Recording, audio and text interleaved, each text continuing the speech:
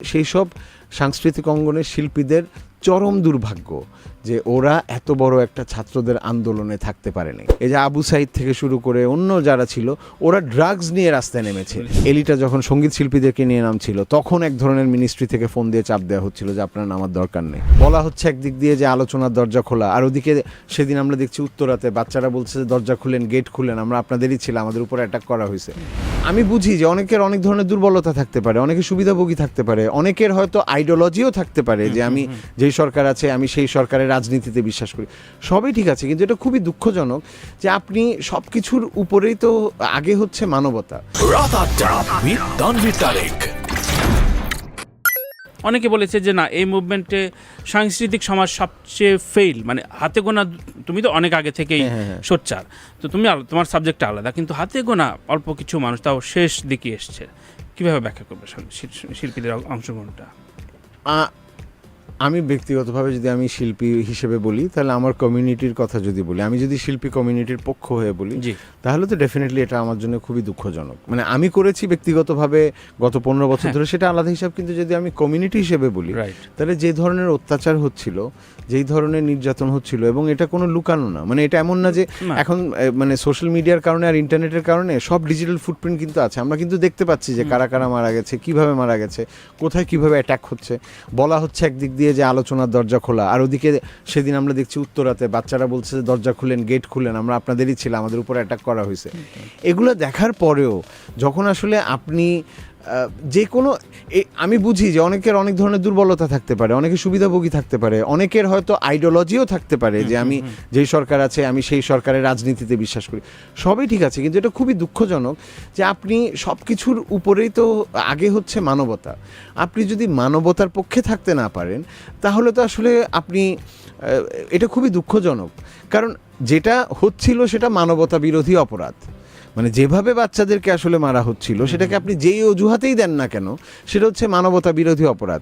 এই যে আমাদের প্রাক্তন তথ্যমন্ত্রী যখন বললেন যে আসলে এই যে আবু সাইদ থেকে শুরু করে অন্য যারা ছিল ওরা ড্রাগস নিয়ে রাস্তায় নেমেছে, এগুলো হচ্ছে, এগুলো জঘন্য কথা, এগুলোকে আপনার কন্ডেম করা উচিত ইমিডিয়েটলি। যে হ্যাঁ, আমি হয়তো পারছি না, কিন্তু আমি কন্ডেম করছি।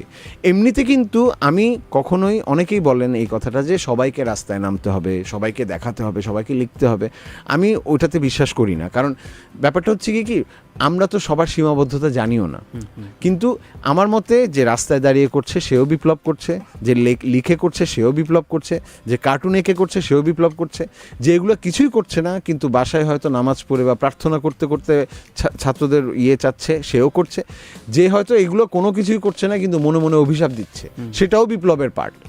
মানে সবগুলোই কিন্তু বিপ্লবের পার্ট। এখানে আসলে আমি ক্যাটাগরিক্যালি বলতে পারবো না যে রাস্তায় কারা ছিল বা কে ছিল না, এটা হিসাব করতে চাই না। কিন্তু আমি যদি বলি যে আমাদের সাংস্কৃতিক অঙ্গন কমপ্লিটলি আমাকে খুবই মর্মাহত করেছে, আমি বলবো, আমি যদি আশা করিও নেই, এটাও ট্রু যে আমি আশা, কারণ আমি গত 15 বছর ধরে তো একা একাই করে যাচ্ছি, সো আমি কখনো দেখি নাই, বা আমি যখন মহানগর বানিয়েছিলাম তখন যে আমাকে যে ধরনের হ্যারাসমেন্টের মধ্যে দিয়ে যেতে হয়েছে, আমি তো খুব বেশি লোককে কাউকে পাইনি, সবাই তো জানতো, বা ট্রাস্টও করতে পারোনি কোন সময়, এইবার না মহানগরের ডিস্টার্বের সময়, বা না ট্রাস্টের জন্য না, মানে আপনি যখন কোনো একটা বিপদে পড়বেন তখন তো আসলে, তখনই তো বিপদে পড়লেই তো আসলে শত্রু মিত্র চেনা যায়, তো তখন আমি দেখি নাই খুব বেশি, সো আমার এক্সপেকটেশন এবার বেশি ছিল না। আমি একটা কথা শুরুতেই বলেছিলাম যে ছাত্রদের পাশে আমাদের দাঁড়ানোর দরকার নেই, এটা আমি বরং বলবো কি জানেন, সেটা হচ্ছে, এখন আমাকে যদি ফাইনালি বলেন, সেটা হচ্ছে, এটা হচ্ছে আমাদের সেই সব সাংস্কৃতিক অঙ্গনের শিল্পীদের চরম দুর্ভাগ্য যে ওরা এত বড় একটা ছাত্রদের আন্দোলনে থাকতে পারেনি। মানে এদের কারো শাস্তি হোক বা এদেরকে উইচ হান্টিং করা হোক সেটা আমি চাচ্ছি না, কিন্তু ওনাদের যদি বিবেক থাকে তাহলে ওনারা আসলে বিবেকের দংশনে পড়বেন। হ্যাঁ, অনেকেই চাপে পড়েছে, চাপে আমিও পড়েছি, কিন্তু আমি বলছি না চাপে পড়ে চুপ থাকলে বা না থাকলে, চাপ সবসময় দেয়া হবে। আমি পার্সোনালি জানি যখন আমরা দৃশ্য মাধ্যম গ্রুপ একটা ক্রিয়েট করে ফিল্ম মেকাররা নামছিলাম তখন এক ধরনের চাপ দেওয়া হয়েছিল। এলিটা যখন সঙ্গীত শিল্পীদেরকে নিয়ে নামছিল তখন এক ধরনের মিনিস্ট্রি থেকে ফোন দিয়ে চাপ দেওয়া হচ্ছিল যে আপনার নামার দরকার নেই। এই চাপগুলো ছিল, এই চাপগুলোর অতিক্রম করে এরা নামলো, যারা নামলো তারা একটা ঐতিহাসিক মুহূর্তের সাক্ষী হলো। এখন মানে এখন তো আমরা বিজয়ের মধ্যে আছি, এক ধরনের বিজয় সেলিব্রেশন করছি। এই যে থাকতে না পারা, আপনি একজন শিল্পী হয়েও আপনি যে এত বড় একটা মুভমেন্টে সাধারণ মানুষের পাশে একটা বড় আফসোসের জায়গা তৈরি হবে। এইটা যদি বিবেক থাকে, যদি বিবেক থাকে, আমি বিবেক না থাকলে তো তার কাছে মনেই হবে, যেমন এক দলের কাছে এখনো মনে হচ্ছে যে আসলে যা হলো খারাপ হলো। সেই আফসোসের অনেকে স্যাটার করে আফসোস লিখে, হ্যাঁ অনেকেই লিখছেন যে এটাই চাচ্ছিলাম না, এটাই চাইছিলাম, এটাই ও আচ্ছা এটাই তোমরা দেশকে এই জায়গায় নিয়ে আসছো, তোমরা একটু ট্রাফিক জ্যাম হচ্ছে বলছে যে এই যে এরকম দেশ এরকম। এটা তো ধরেন আমি বলছি যে ওদের একটা নাম হয়েছে ফেসবুকে, আমি নাম ধরে বলতে চাই না, কিন্তু এটা তো ওনাদের দূরভিসন্ধি যাদের আছে তাদের প্রতি তো আমার কোনো রকমের সিম্প্যাথি নেই, যাদের দূরভিসন্ধি যাদের আছে, যারা জেনে শুনে এখনো দাবি করছেন যে যেটা হইছে, মুখে হয়তো বলছেন যেটা হইছে খারাপ হইছে, সরি এটা ফিলটা করছে, সরি, কিন্তু বোঝা যাচ্ছে ওনাদের আচার আচরণে যে ওনারা সরি না, ব্যাপারটা বুঝতে পারছেন?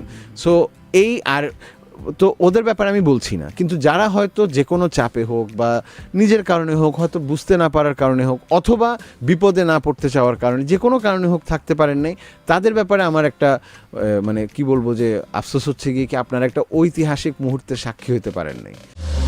জাগো এফএম এর অ্যাপ এখন পাওয়া যাচ্ছে অ্যাপ স্টোর এবং প্লে স্টোরে।